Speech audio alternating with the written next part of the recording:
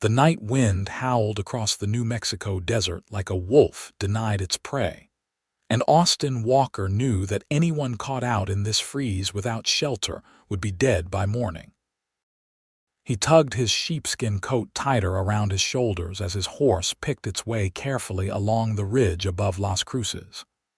The year was 1878, and winter had come early and vicious to the territory. Austin had spent the last 3 days checking fence lines on the outer reaches of his ranch, and all he wanted now was his warm bed and a decent meal. But as his mare crested the hill, he saw something that made him pull hard on the reins. A figure stumbled along the road below, moving with the desperate shuffle of someone nearly spent.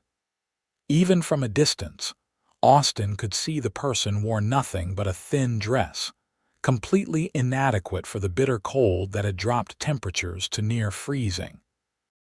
He spurred his horse down the slope, his breath forming clouds in the frigid air. As he drew closer, he realized it was a woman, young from the look of her, with long dark hair whipping wildly in the wind. Her arms were wrapped around herself, and she was shaking so violently he could see it even in the dim moonlight. "Madam," he called out, but she either didn't hear him or was too far gone to respond. Austin dismounted quickly and grabbed his canteen as he approached. Up close, he could see her lips had taken on a blue tinge, and her eyes were glassy with exhaustion and cold. She looked at him without really seeing him, her teeth chattering so hard he worried she might crack them. "Madam, you need to stop moving," he said firmly, setting down his canteen and immediately shrugging out of his heavy coat. The cold hit him like a fist, but he ignored it as he wrapped the warm sheepskin around her shoulders. She was tiny, barely reaching his chest, and now that he could see her face properly, he realized she couldn't be more than 20 years old. "Can you tell me your name?" he asked, trying to get her to focus on him. Her mouth moved, but no sound came out at first. Finally, in a voice barely above a whisper, she managed, "Winona." "Winona, I'm Austin. We need to get you warm right now. Can you ride?" She nodded weakly, and he didn't waste time asking more questions. He lifted her easily onto his horse, then swung up behind her, wrapping one arm around her waist to keep her steady. She slumped back against his chest, and he could feel the violent shivering that racked her body. He urged his mare into a fast walk, knowing a gallop might jostle her too much in her weakened state. "Stay with me, Winona," he said close to her ear. "My ranch is about 2 miles from here. Just stay awake a little longer." "So cold," she murmured, her words slurring together. "I know. But you're going to be fine. I've got you now." He meant it. Something about finding this woman alone and freezing in the desert had stirred something protective in him that went beyond simple human decency. Maybe it was the way she'd looked at him, those dark eyes glazed with pain but still fighting to stay conscious. Maybe it was the mystery of what she was doing out here with no coat, no horse, no supplies. The ride to his ranch house felt like it took hours instead of the 30 minutes it actually was. By the time the low adobe buildings came into view, Winona had stopped shivering, which worried him more than the shaking had. He'd seen men die of exposure before, and he knew that when the shaking stopped, death wasn't far behind. "Almost there," he said, more to himself than to her. "Just hold on." He rode right up to the main house, a sprawling structure his father had built 20 years ago.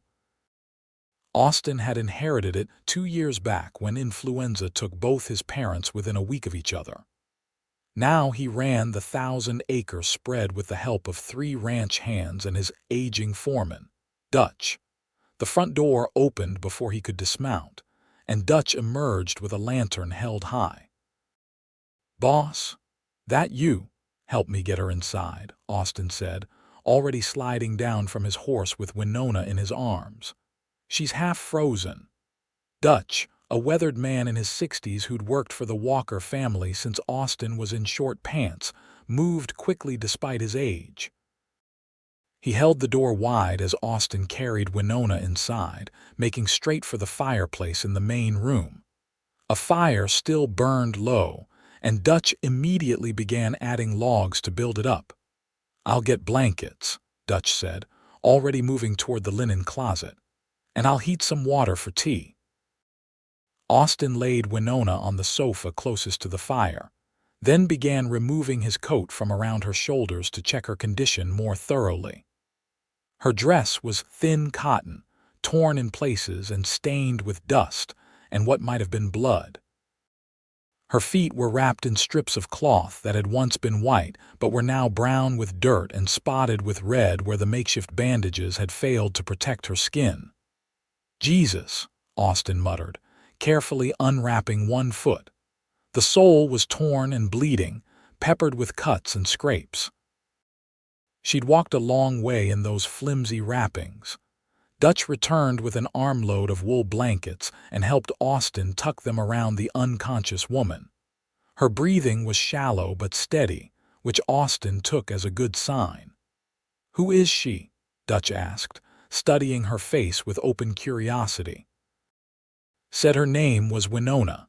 That's all I got before she passed out. Found her walking on the road from the direction of Misilla. Long way to walk in the cold with no coat."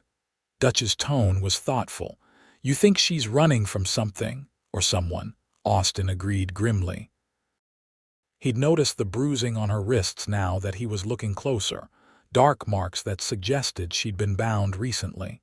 His jaw tightened. "Make that tea strong, Dutch, and see if we have any of that beef stew left from dinner. She's going to need food when she wakes up." "On it, boss." Dutch headed for the kitchen, leaving Austin alone with the mysterious woman he'd rescued. He settled into the chair across from her, studying her face in the firelight. Even dirty and bruised, she was beautiful, with high cheekbones and a delicate jaw.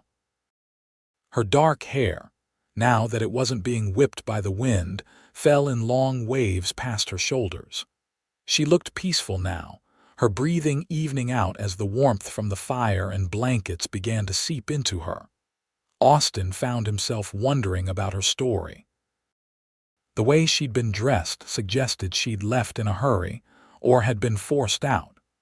Those bruises on her wrists told a story he didn't like. In his experience, there were generally two reasons a young woman ended up alone and desperate in the desert. She was running from the law or she was running from a man. Given her condition, he was betting on the latter. The fire crackled and popped, sending sparks up the chimney. Outside, the wind continued its relentless howling, and Austin was grateful he'd found her when he did. Another hour in that cold and she would have frozen to death. Dutch returned with a cup of hot tea and a bowl of stew, setting both on the small table beside the sofa. "Let's hope she wakes up soon. That stew won't do her any good if she can't eat it." "She will," Austin said with more confidence than he felt. "She's strong. You can see it in her, even like this." They didn't have to wait long. About 20 minutes later, Winona's eyes fluttered open. She looked around, confused and frightened, her gaze darting from the fire to Dutch to Austin. When she tried to sit up, Austin moved quickly to her side. "Easy," he said gently, placing a hand on her shoulder. "You're safe. You're at my ranch outside Las Cruces." Her eyes fixed on his face and he saw memory return to them. "You gave me your coat. Couldn't very well let you freeze to death out there." He reached for the tea and offered it to her. "Can you drink this? It'll help warm you from the inside." She took the cup with trembling hands, and Austin noticed the rope burns on her wrists were even worse than he'd thought. Someone had tied her up hard enough to break skin. He kept his expression neutral, not wanting to frighten her, but inside his anger simmered. Winona sipped the tea slowly, closing her eyes as the warmth spread through her. "Thank you," she whispered. "I thought I was going to die." "You almost did." Austin pulled his chair closer so he could talk to her without Dutch overhearing every word. His foreman took the hint and retreated to the kitchen, though Austin knew he'd have to explain everything later.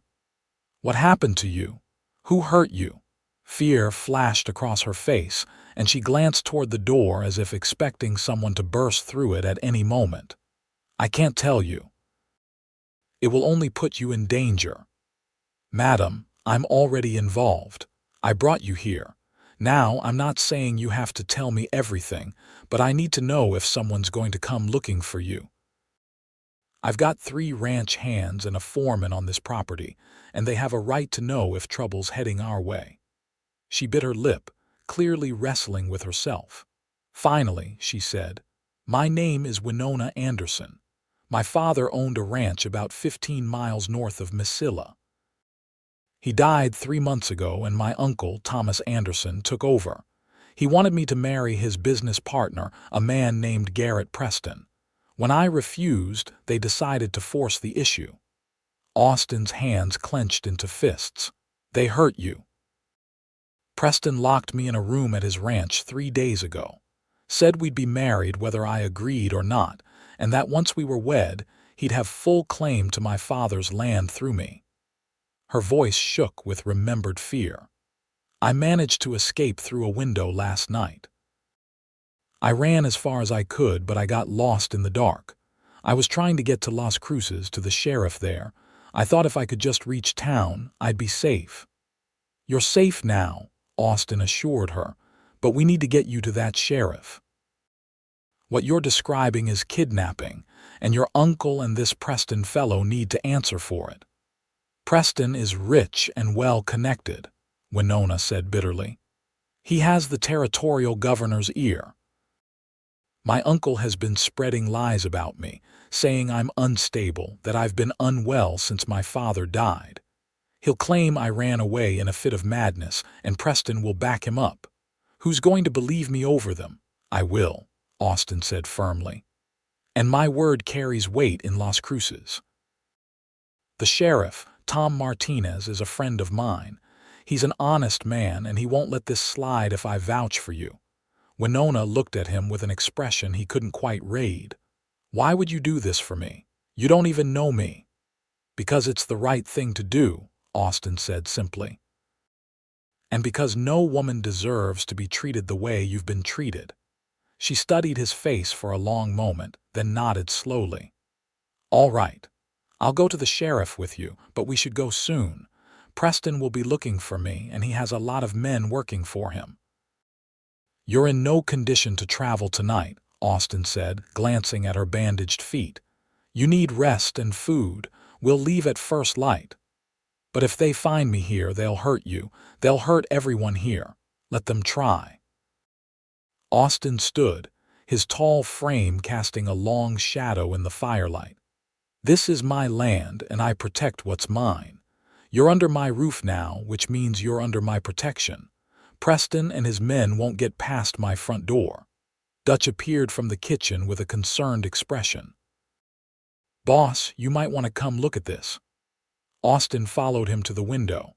Outside, in the distance, he could see lights moving through the darkness, torches by the look of them, and a lot of them. "Riders," Dutch said quietly. "Coming from the north, must be 24 of them at least." Austin's jaw tightened. "Get the boys up and armed. If Preston wants trouble, we'll give him more than he bargained for." He turned back to Winona, who had struggled to her feet despite the pain it must have caused her.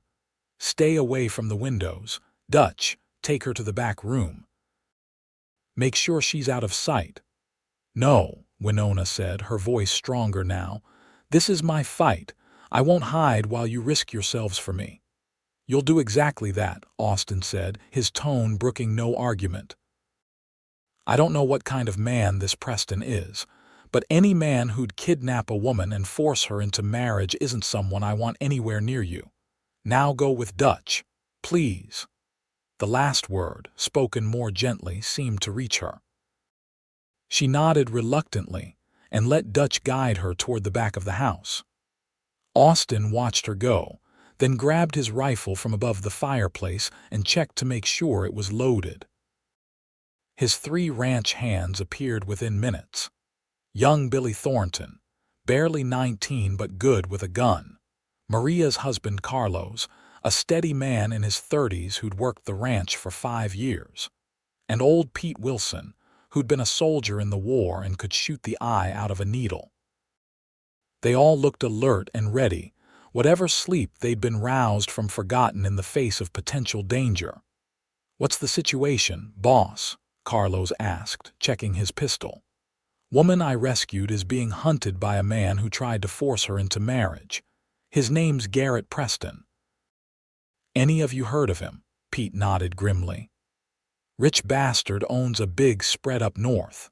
Heard stories about him, none of them good. He's got political connections and isn't afraid to use them, also not afraid to use violence when the law doesn't serve him." "Well, he's not getting what he wants tonight," Austin said flatly. "We hold them off until daylight, then we take the woman to Sheriff Martinez.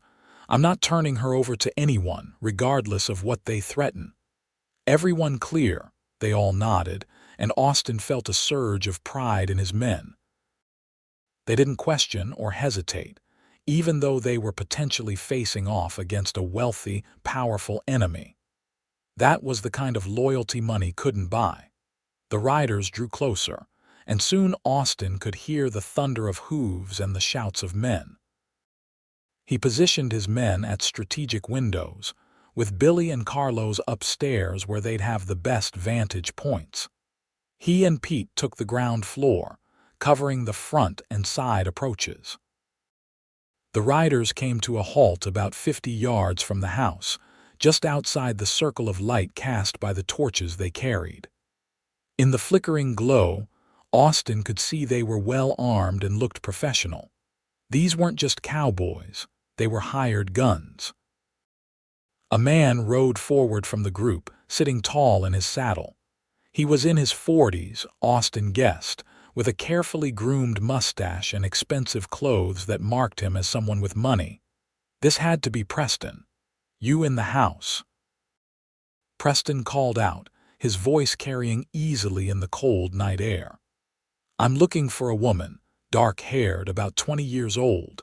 She's sick in the head and ran away from my ranch. Her uncle has asked me to bring her back for her own safety. Send her out and we'll be on our way." Austin stepped out onto the porch, his rifle held loosely in his hands. "I've got no sick woman here, Preston. Only one who told me how you kidnapped her and tried to force her into marriage. That kind of behavior doesn't sit well with me." Preston's expression hardened. "You're Austin Walker, I take it. I've heard of you. You should know better than to interfere in matters that don't concern you. The woman is disturbed. She's been telling wild stories since her father died. Her uncle is her legal guardian, and he's given me permission to retrieve her and see to her care." "Funny definition of care that involves rope burns and bruises," Austin shot back. "Now, you and your men can turn around and ride back where you came from, or we can settle this another way. But I'll tell you right now, you're not taking her." Preston's face flushed with anger. "You're making a serious mistake, Walker. I have the law on my side. That woman is promised to me and her guardian has approved the union. You're harboring someone else's property."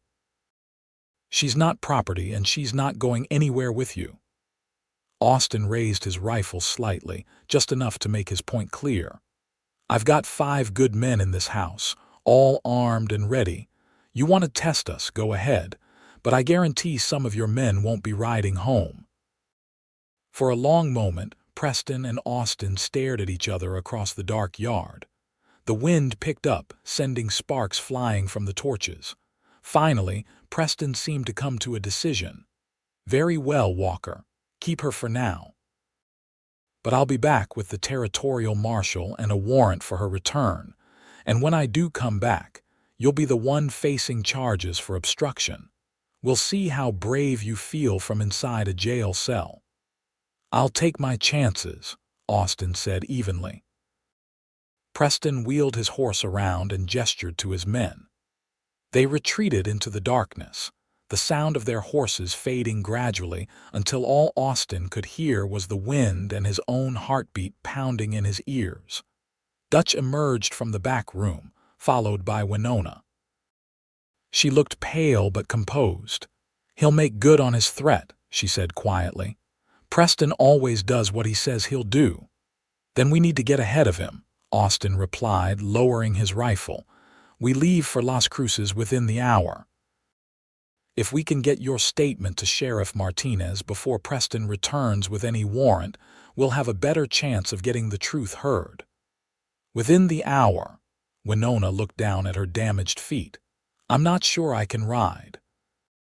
"You'll ride with me, and we'll take it slow enough that you won't hurt yourself further. Dutch, saddle 2 horses, and pack some food and water for the journey. Pete, Carlos, you'll stay here with Billy and keep watch. If Preston doubles back, fire 3 shots. We'll hear them and know to be careful returning."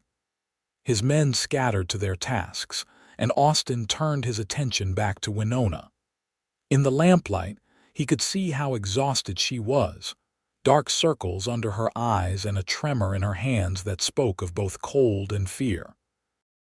But there was steel in her spine, too, a determination that reminded him of his mother. "You should eat something before we go," he said, gesturing to the stew Dutch had brought earlier. "It'll give you strength for the ride." She sat down and took the bowl, eating mechanically. Austin watched her, feeling that same protective surge he'd experienced when he first found her. This woman had been through hell and she was still fighting. He admired that. "Tell me about your father," he said, trying to distract her from her fear. "What was he like?" A small smile touched her lips, the first he'd seen from her. "He was wonderful, strong and kind, and he taught me everything about running a ranch. He always said a woman could do anything a man could do if she set her mind to it. When he got sick, he made me promise I'd keep the ranch going, that I wouldn't let anyone take it from me." Her smile faded. "I've broken that promise." "No, you haven't," Austin said firmly. "You're still fighting. Your father would be proud of you." She looked up at him with those dark eyes, and something passed between them, a connection he felt in his chest. "Why are you being so kind to me? You could have just taken me to town and washed your hands of the whole situation." "Because that's not the kind of man I am," Austin said simply. "And because I think you're brave, and brave people deserve to be helped, not hurt." Dutch appeared at the door. "Horses are ready, boss." Austin nodded and helped Winona to her feet. She winced but didn't complain as he wrapped a clean blanket around her shoulders. His sheepskin coat was still dirty from her earlier ordeal, so he grabbed another jacket for himself from the closet. The ride to Las Cruces was slow and careful, just as Austin had promised. He kept Winona seated in front of him, one arm around her waist to keep her steady. She leaned back against him, and he could feel her gradually relaxing as they put more distance between themselves and Preston's men. The sky was just beginning to lighten in the east when they reached the outskirts of Las Cruces. The town was still mostly asleep, with only a few early risers moving about. Austin guided his horse directly to the sheriff's office, where he was relieved to see lamplight in the window. Sheriff Tom Martinez was at his desk when Austin pushed open the door, the woman in his arms. Tom looked up in surprise, then quickly moved to help. "Austin, what in God's name happened?" "Long story, but the short version is this woman was kidnapped and is being forced into marriage by Garrett Preston. She needs protection, and I need you to hear her statement before Preston shows up with some bogus warrant." Tom's expression turned serious. He was a compact man in his 40s, with sharp eyes and a reputation for fairness that had earned him respect throughout the territory. "Set her down here." "Maria," he called to his wife, who lived in the small house behind the office. "I need you." Within minutes, Maria Martinez appeared, a sturdy woman with kind eyes. She took one look at Winona and immediately went into action, bringing water and bandages and clucking her tongue over the state of the young woman's feet. While Maria tended to Winona, Austin explained everything that had happened to Tom. The sheriff listened intently, occasionally asking questions. When Austin finished, Tom leaned back in his chair and rubbed his jaw thoughtfully. "Preston's a problem," he admitted. "He's got money and influence, and he's not afraid to use either. But kidnapping is kidnapping, and if Miss Anderson here is willing to make a formal complaint, I can arrest him and her uncle both." "I'll do it," Winona said immediately. "I'll testify against them. I'm not afraid of Preston anymore." "You're a brave young woman," Tom said approvingly. He pulled out paper and pen. "Let's get this all down while it's fresh. Tell me everything from the beginning." For the next hour, Winona recounted her story in detail. She explained how her uncle had moved into her father's ranch house the day after the funeral, claiming he was there to help her manage the property. At first, she'd been grateful for the assistance, overwhelmed by grief and the sudden responsibility of running a 1,000-acre cattle operation alone. But within weeks, she'd realized Thomas had no intention of helping her maintain control. He'd begun making decisions without consulting her, selling off cattle and equipment, and negotiating deals that benefited him more than the ranch. When she'd confronted him, he'd laughed and told her she was too emotional to handle business matters. That's when he'd introduced her to Garrett Preston, describing him as a successful rancher who'd be interested in a partnership. Winona had agreed to a dinner meeting, hoping to salvage some control over her inheritance. Instead, Preston had spent the entire evening treating her like she was already his property, discussing their future marriage as if it were a foregone conclusion. "I told them both I wasn't interested," Winona said, her voice steady despite the tremor in her hands. "Preston got angry. He said I was being foolish and ungrateful. My uncle told me I should be honored that a man of Preston's standing would even consider me. When I still refused, things got worse." She described how Preston had begun showing up uninvited at the ranch, sometimes with her uncle, sometimes alone. He'd cornered her in the barn once, trying to kiss her, and she'd fought him off. Her uncle had witnessed it and blamed her for leading Preston on. The situation had escalated until, 3 days ago, Preston and several of his men had simply ridden onto the property and taken her by force while her uncle watched. No one had tried to stop them. The few loyal ranch hands her father had employed had been dismissed weeks earlier, replaced by men loyal to Thomas. "They kept me locked in a bedroom at Preston's ranch house," she continued, her voice dropping to almost a whisper. "He said we'd be married by a justice of the peace he knew, someone who wouldn't ask questions. He said once we were legally wed, everything my father left me would become his, and there'd be nothing I could do about it." Austin, listening from across the room, felt his anger building with every word. What she described was monstrous, and the fact that her own uncle had enabled it made it even worse.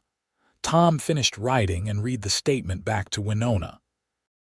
She confirmed everything was accurate and signed it with a shaking hand. The sheriff blotted the ink carefully, then looked at Austin. "This is solid," he said. "With this testimony, I can issue warrants for both Preston and Thomas Anderson. But I'll need to send for the territorial marshal to help serve them. Preston's got too many men for me to take on alone." "How long will that take?" Austin asked. "Marshal's office is in Santa Fe. 2 days hard ride there, 2 days back if he comes immediately, maybe a week total." Tom grimaced. "In the meantime, Miss Anderson needs to be kept safe. Preston won't take this lying down." "She can stay at my ranch," Austin offered immediately. "I've got good men and we can defend the property if needed." "I can't ask you to do that," Winona protested. "You've already done so much." "You're not asking, I'm offering." Austin met her eyes steadily. "And I mean it, you'll be safe there." Tom nodded approvingly. "That might be best, but Austin, you need to understand what you're taking on. Preston's dangerous and he's got resources. This could get ugly." "I know," Austin said. "But it's still the right thing to do." Maria finished bandaging Winona's feet and helped her into a pair of borrowed shoes. "You poor dear," she said, patting Winona's hand. "You're very brave to stand up to these men. Not many would have that courage." "I'm not sure it's courage," Winona said quietly. "I just don't have any other choice." "That's when real courage shows itself," Maria replied wisely. "When you have no choice but to be brave." Tom stood and shook Austin's hand. "I'll send word to Santa Fe today. In the meantime, keep your eyes open and your guns loaded. If Preston tries anything, fire shots and I'll come running with whatever men I can muster." Austin thanked him, then helped Winona back onto his horse. The sun was fully up now, painting the desert in shades of gold and red. Despite the danger they were in, Austin couldn't help but notice how beautiful Winona looked in the morning light, her dark hair gleaming and her profile strong and determined. They rode back to the ranch in comfortable silence. Winona seemed more relaxed now that she'd given her statement to the sheriff, though Austin could still feel the tension in her body. When they arrived back at the ranch house, Dutch and the others were relieved to see them safe. Over the next few days, an uneasy quiet settled over the Walker Ranch. Austin insisted Winona rest and recover from her ordeal. Maria Martinez had sent along some dresses and other necessities, and slowly, Winona began to look less like a hunted fugitive and more like the rancher's daughter she'd been born to be. Austin found himself drawn to her in ways he hadn't expected. She was smart and capable, with a dry sense of humor that emerged as she grew more comfortable. She knew cattle and horses as well as any man on his crew, and she wasn't shy about offering opinions on how things should be run. At first, Austin found it amusing, but soon he realized he genuinely valued her input. On the fourth evening after their trip to Las Cruces, they sat together on the porch watching the sunset. Winona had been quiet all day, and Austin could tell something was weighing on her mind. "What's wrong?" he asked gently. She was silent for a long moment, then said, "I keep thinking about my father's ranch. My uncle's probably selling everything off while I'm hiding here. Everything my father built, everything he wanted me to have, it's all being destroyed and I can't do anything about it." "Once Preston and your uncle are arrested, you'll get it back," Austin assured her. "Will I?" She turned to look at him, her dark eyes filled with doubt. "Even if they are arrested, even if they are convicted, what am I supposed to do? I can't run that ranch alone. My father's best men are gone. The ones my uncle hired won't work for me. And I don't have the money to hire new hands, not if Thomas has been draining the accounts like I suspect." Austin had been thinking about this same problem for the past few days. He'd been turning an idea over in his mind, examining it from all angles. It was bold, maybe even crazy, but the more he thought about it, the more right it felt. "What if you didn't run it alone?" he said carefully. "What if you had a partner, someone you could trust?" She looked at him with confusion. "What do you mean?" "I mean we could join our ranches. Combine our herds, our resources, our land. Together, we'd have one of the biggest operations in the territory. We could hire good men and pay them well. We could protect what's ours." "Why would you do that?" Winona asked, her voice barely above a whisper. "Why would you risk your ranch, your livelihood to help me?" Austin took a deep breath. This was it, the moment he had to be honest about what he was feeling. "Because over these past few days, I've come to care about you, Winona. More than I probably should, given how short a time we've known each other. You're strong and smart and brave, and I admire the hell out of you. I think we could build something good together, if you'd be willing to take a chance on a rancher you met less than a week ago." Winona stared at him, and for a terrible moment, Austin thought he'd misread everything, that his feelings were one-sided and he'd just made a complete fool of himself. But then she smiled, a real, genuine smile that transformed her face. "I care about you too," she admitted. "I kept telling myself I was just grateful that what I was feeling was just because you saved my life. But it's more than that. When I'm with you, I feel safe. I feel like myself again.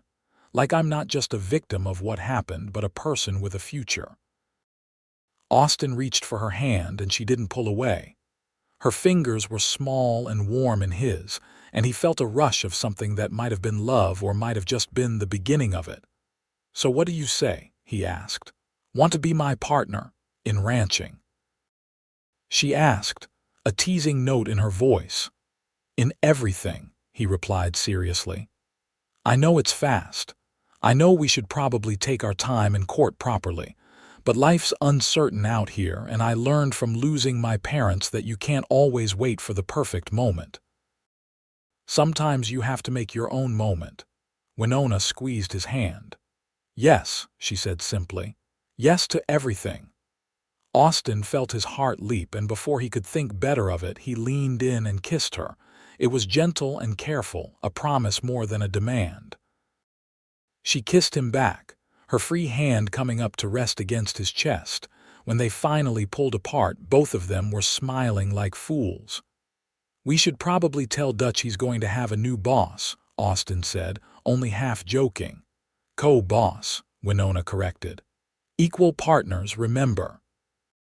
"Equal partners," Austin agreed and kissed her again. Their happiness was short-lived.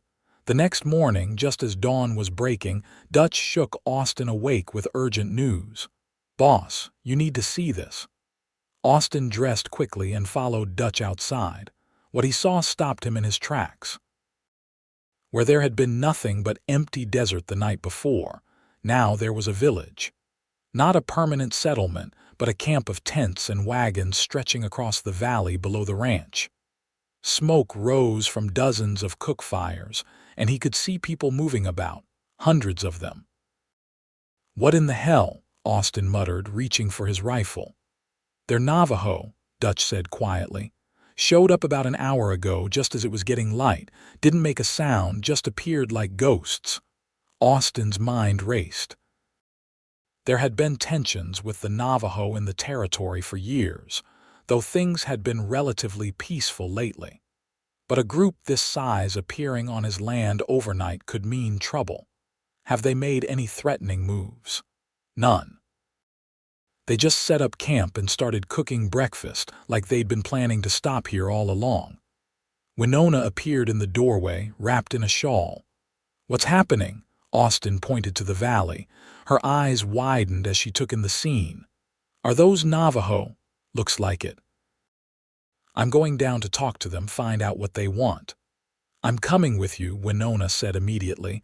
"The hell you are, we don't know if they're friendly." "Which is exactly why you need me. I speak Navajo." Austin looked at her in surprise. "You do?" "My father employed several Navajo men on his ranch. One of them, a man named Hastian, taught me his language when I was young. He said it was important to understand the people whose land we lived on." She met Austin's gaze steadily. "I'm not helpless, Austin. Let me help." He wanted to argue to keep her safe in the house, but he could see the determination in her eyes. And honestly, having someone who could speak their language would be invaluable. "All right," he conceded. "But you stay behind me, and if anything goes wrong, you run back to the house." "Deal, deal." They saddled horses and rode down to the encampment with Dutch and Carlos accompanying them. As they drew closer, Austin could see the village was well organized. The tents were arranged in neat circles, and there were corrals for horses and areas set aside for cooking. These people clearly knew what they were doing.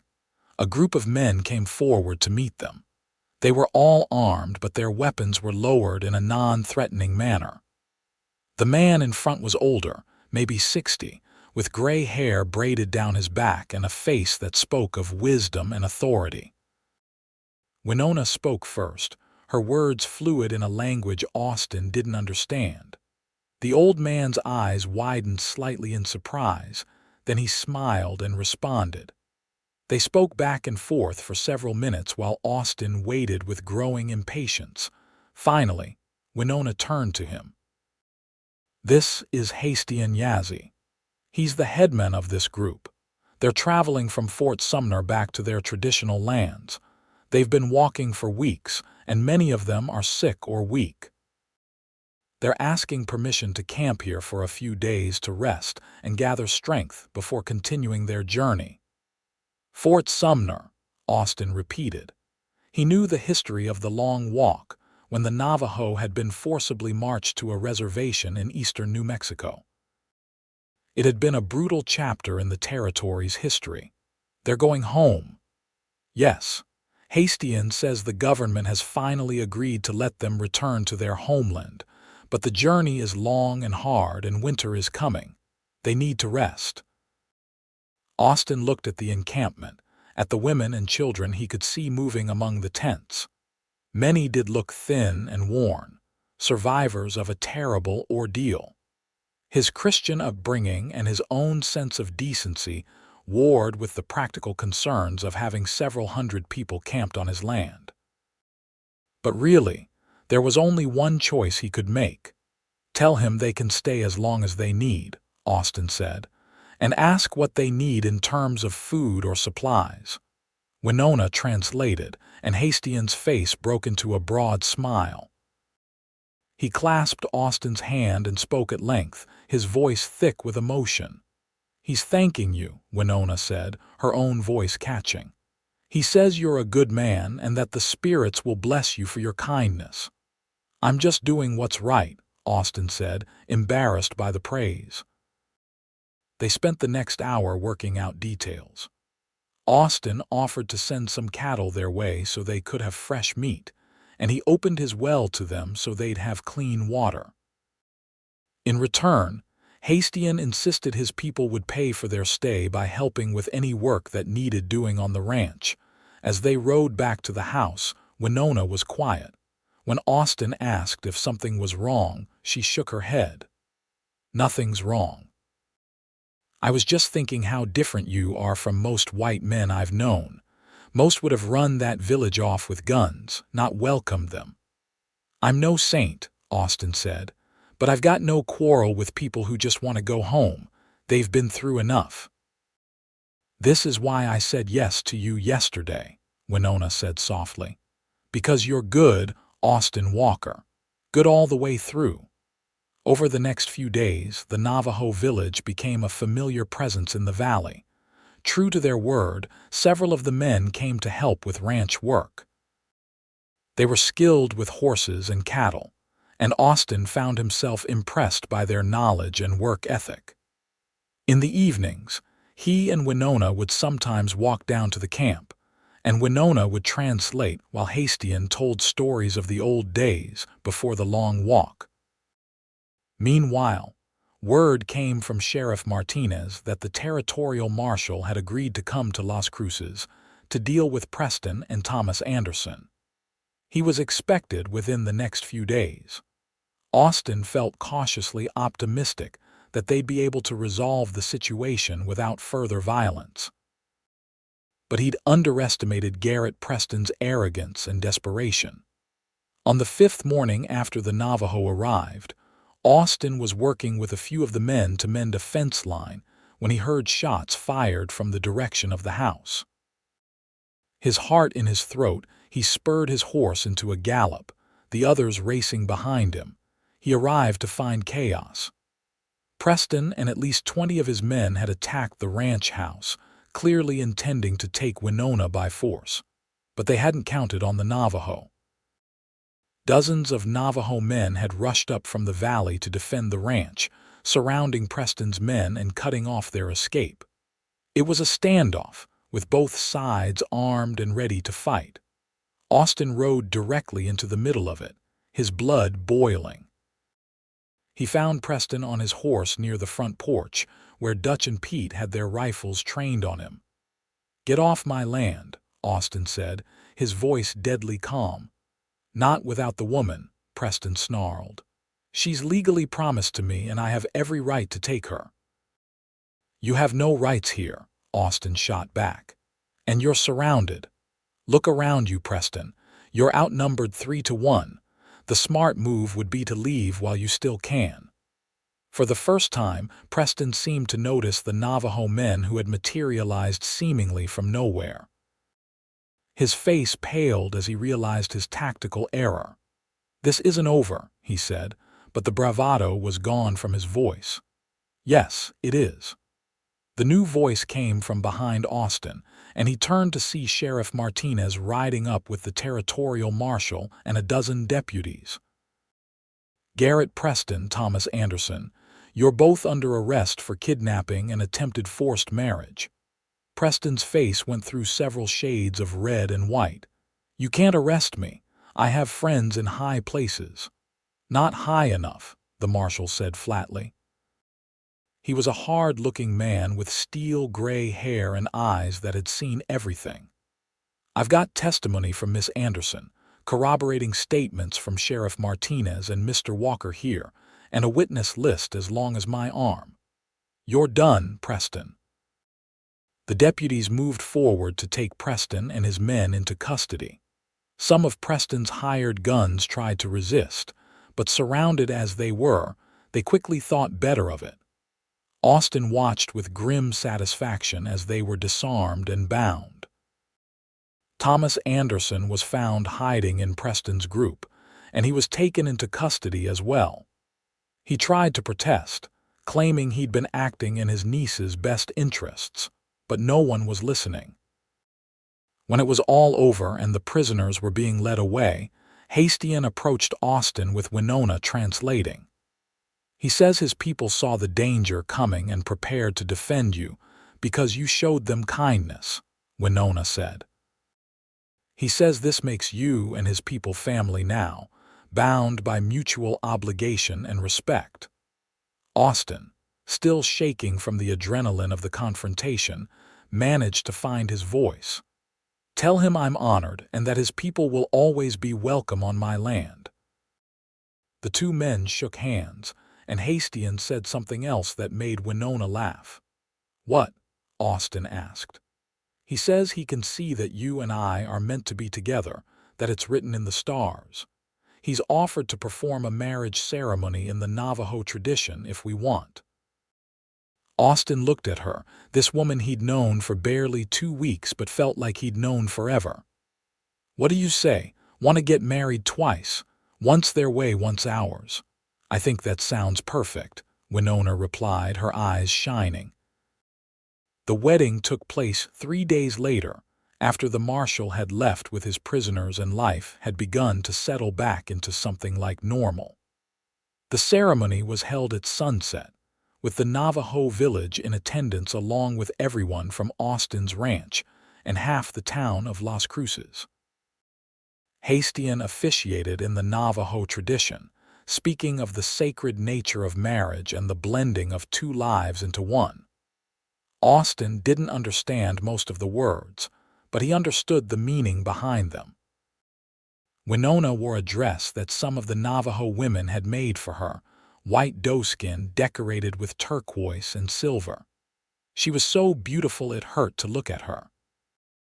When Hastian pronounced them married in his tradition, Austin kissed his wife for the first time as a married man, and the gathered crowd cheered. The next day, they were married again in a Christian ceremony performed by the circuit preacher who came through Las Cruces once a month. This time, Winona wore a more traditional white dress, and Austin wore his best suit. It felt right to honor both traditions, both worlds that they'd have to navigate as a married couple in the New Mexico territory of 1878. The Navajo village left a week later, continuing their journey home. Hastian embraced both Austin and Winona before he left, blessing them in his language. Austin watched them go with mixed feelings. He'd grown fond of the people who'd camped in his valley, and he knew he'd miss their presence. "They'll come back," Winona said, reading his thoughts. Hastian promised they'd visit whenever they passed through this area. We haven't seen the last of them. With Preston and Thomas Anderson in jail awaiting trial, Winona was able to reclaim her father's ranch. Austin went with her when she returned for the first time since her escape. The property had been neglected in the weeks since Preston's arrest, but the bones of it were still good. Together, they assessed what needed to be done. "It'll take work," Austin said, walking through the main house, "but it's worth saving." "We could sell it," Winona suggested. "Combine everything and just focus on your ranch." "Our ranch," Austin corrected. "And no, we're not selling. This was your father's legacy. We're going to restore it and make it something he'd be proud of." Over the following months, they did exactly that. They hired good men, both white and Navajo, to work both properties. They combined their herds and implemented new ranching techniques that Winona had read about in agricultural journals. Slowly but surely, the Anderson ranch came back to life. Preston and Thomas Anderson were convicted and sentenced to 10 years in territorial prison. At the trial, several other women came forward to testify that Preston had behaved inappropriately toward them as well. It turned out Winona wasn't his first victim, just the first one brave enough to press charges. "Good riddance," Dutch said when they heard the verdict. "Men like that don't deserve to walk free."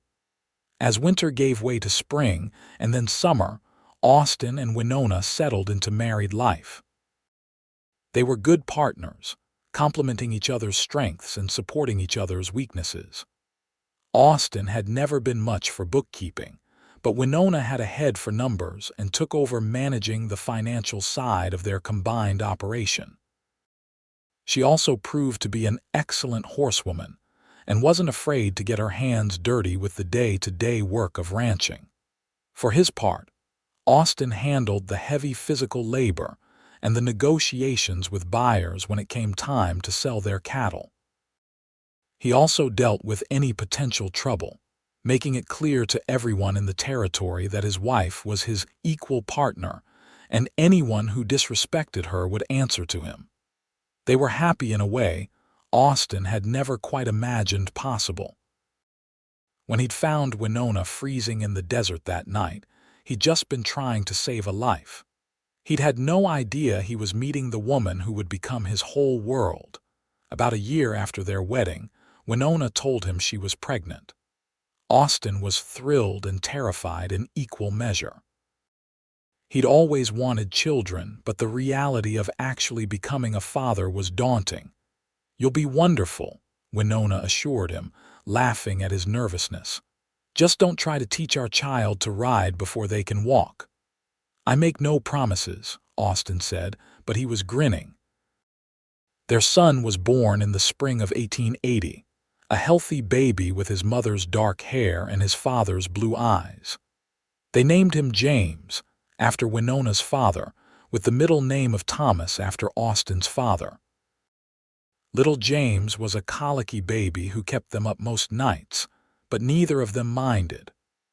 Austin would walk the floor with his son, talking to him about the ranch and the cattle and all the things they'd do together when James was older. Winona would watch them from the bed, her heart so full of love she thought it might burst. She'd come so close to losing everything that terrible winter night when Preston had held her captive. But fate, or luck, or divine intervention had put Austin Walker in her path. He'd given her his coat when she was freezing. He'd given her his protection when she was hunted. And ultimately, he'd given her his heart.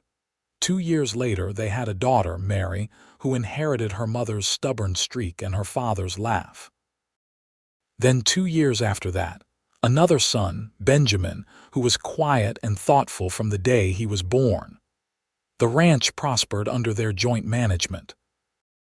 They became one of the most successful operations in southern New Mexico, known for their fair treatment of workers and the quality of their cattle. They employed both white and Navajo ranch hands, and their property became a place where different cultures could work together in mutual respect. True to Hastian's word, the Navajo village returned to visit several times over the years. They'd set up camp in the same valley, and Austin and Winona's children grew up playing with Navajo children, learning their language and customs. It was an unusual arrangement for the time, but it worked for them. Sheriff Martinez remained a good friend, often stopping by for dinner with his wife Maria.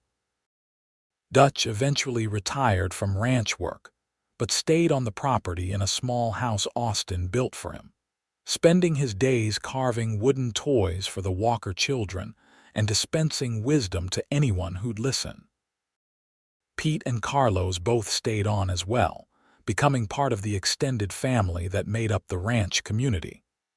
Billy Thornton eventually left to start his own small ranch with his new wife, but he remained close friends with Austin and brought his own children to visit regularly. As the years passed, Austin and Winona watched their children grow. James proved to have his grandfather's talent for ranching, taking to the work naturally. Mary was headstrong and independent, declaring at age 10 that she was going to be a veterinarian when she grew up, a goal her parents encouraged despite the raised eyebrows from their more traditional neighbors. Benjamin showed an early aptitude for drawing and spent hours sketching the horses and cattle and landscapes around him. When James was 12, he asked his father about the night he'd met his mother. Austin sat him down and told him the whole story, not leaving out the danger or the fear, but emphasizing the importance of doing what was right even when it was hard. "So you just gave her your coat?" James asked, trying to understand. "That's all it took." "Sometimes the simplest acts of kindness have the biggest impacts," Austin replied. "I gave her my coat because she needed it. I didn't think about it, I just did it. And that one small act led to everything we have now. You, your sister, your brother, this ranch, all of it started because I saw someone who needed help and I decided to help them." "I want to be like that," James said seriously. "I want to help people." "You will," Austin assured him. "You're already a good man, son. I can see it in you." Mary proved just as determined as she'd always been, and when she turned 18, she went to a newly opened veterinary college in Colorado. It was unusual for a woman to pursue such a profession, but Austin and Winona supported her completely. She graduated at the top of her class and returned to New Mexico to set up her practice, becoming the first female veterinarian in the territory. Benjamin pursued his art, eventually making a name for himself painting Western scenes. His work captured the beauty and harshness of life in the territory, and collectors from back east paid good money for his paintings. He never forgot his roots, though, and frequently returned home to the ranch to visit and to find inspiration for new work. Austin and Winona grew old together, their love deepening with each passing year. They'd been through so much together, the danger of those early days, the joy of building their ranch and raising their children, the sorrows that inevitably came with life like the loss of Dutch and later Pete. Through it all, they had each other. On their 30th wedding anniversary, Austin took Winona back to the spot where he'd first found her on that cold winter night. It was summer now, warm and green, a far cry from the frozen desert it had been 3 decades earlier. "Do you ever think about what would have happened if I hadn't ridden down that road that night?" Austin asked, his arm around his wife's shoulders. "All the time," Winona admitted. "I would have died. No question about it. You saved my life, Austin Walker." "And you gave meaning to mine," Austin replied. "Before you, I was just going through the motions. The ranch was something to do, a responsibility to fulfill. But you made me want to build something bigger, something that mattered. You made me want to be better."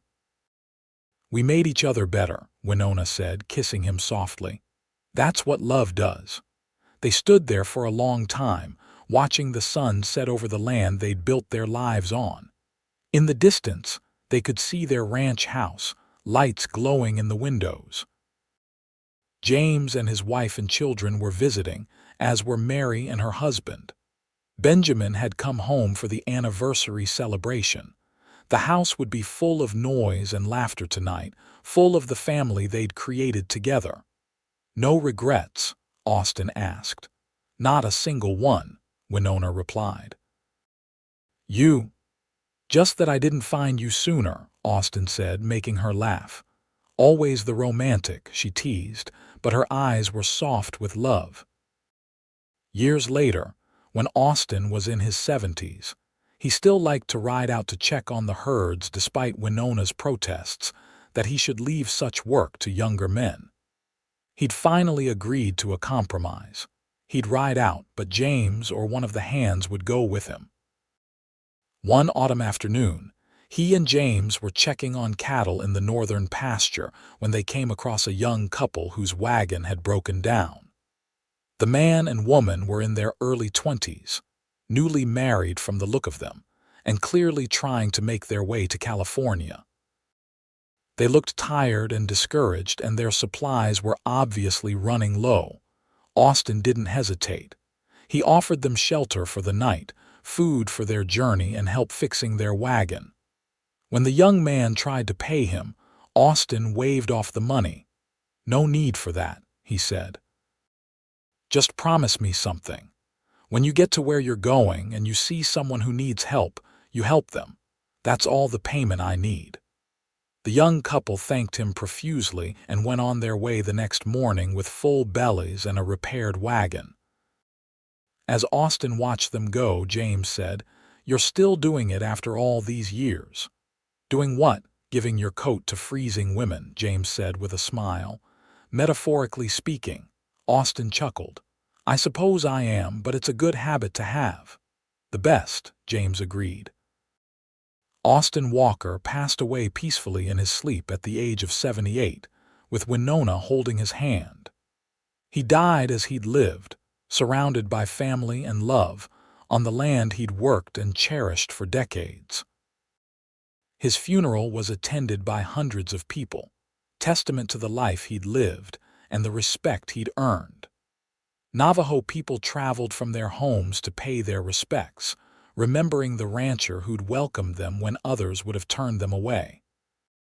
Winona lived another 5 years after Austin's death, still sharp and active despite her age. She spent those years watching her grandchildren and great-grandchildren grow, secure in the knowledge that the legacy she and Austin had built would continue long after she was gone. When she passed away at 82, she was buried next to Austin on a hill overlooking both ranches. At her request, a simple marker was placed at the grave site with an inscription that read, "Austin Walker and Winona Anderson Walker." He gave his coat to a freezing woman. She gave him everything else. The ranch stayed in the family, passed down through generations. James ran it until his own son was ready to take over, and that son passed it to his children. Each generation added something new while respecting the foundations Austin and Winona had laid. The story of how Austin and Winona met became family legend, told and retold to each new generation. It was a reminder of the power of simple kindness, of how one good act could change the course of multiple lives. It was a story about love found in the harshest of circumstances, about two people who built something beautiful together despite all the obstacles in their way. The Navajo people never forgot the Walker family either. For generations after that winter night when Hastings Village appeared at daybreak, there was a special relationship between the Walker Ranch and the Navajo Nation. They helped each other, traded with each other, and respected each other in a way that was rare for the time and place. Decades later, when the original ranch house was finally replaced by a more modern structure, the new owners found Austin's old sheepskin coat in a trunk in the attic. It was worn and faded, but carefully preserved, wrapped in paper with a note in Winona's handwriting. "The coat that saved my life and brought me love. Never forget that kindness matters and that the smallest gesture can change everything. The coat was framed and hung in the main room of the ranch house, where it remained for generations, a tangible reminder of the night Austin Walker gave his coat to a freezing woman, and in doing so, found the love of his life. Their story became more than just family history. It became a legend in southern New Mexico, told in bars and around campfires, embellished and romanticized with each retelling. But at its heart, the story remained true to what had actually happened. A good man had seen someone in need and helped them without thought of reward. That simple act of compassion had led to a love story that spanned decades, a family that flourished, and a legacy that touched countless lives. In a time and place known for violence and hardship, Austin and Winona Walker had proved that love, kindness, and respect could build something lasting and beautiful. They'd shown that different peoples could live and work together in harmony. They demonstrated that true partnership in marriage meant respecting each other as equals and supporting each other's dreams. Their 3 children all married and had families of their own, carrying forward the values their parents had instilled in them. Mary's daughter became a doctor, continuing the family tradition of breaking barriers for women. James's son became a territorial judge known for his fairness and wisdom. Benjamin's children pursued various artistic careers, keeping alive the creative spirit their father had nurtured. But more than the professional achievements or the material success, what Austin and Winona's descendants carried forward was the understanding of what really mattered: family, community, kindness, and love. Those were the true measures of a life well lived, and Austin and Winona Walker had lived very well indeed. The ranch they built together stood for over a century, a testament to their vision and hard work. The land they'd loved and protected remained productive and beautiful, supporting generations of families and wildlife alike. The alliances they'd forged between cultures lasted long beyond their lifetimes, creating a legacy of cooperation and mutual respect. And it all started on a cold winter night in 1878, when a rancher named Austin Walker gave his coat to a freezing woman named Winona Anderson. And in that simple act of kindness, found everything he'd ever wanted and more than he'd ever dreamed possible. Their love story became a beacon of hope and inspiration, proving that even in the harsh and unforgiving landscape of the Wild West, love could not only survive but thrive, growing stronger with each passing year and touching everyone it encountered. The desert that had nearly claimed Winona's life that frozen night became the foundation of a life filled with warmth, love, and family. The darkness and cold that had threatened to consume her were banished by Austin's simple act of giving his coat, and from that one moment of compassion grew a love that warmed not just 2 hearts, but countless others across generations. In the end, Austin and Winona Walker's story was exactly what they'd always wanted it to be. A testament to the power of doing the right thing, the magic of unexpected love, and the beautiful legacy that 2 people can create when they face the world together, as equal partners and devoted companions, from that first meeting until their last breath.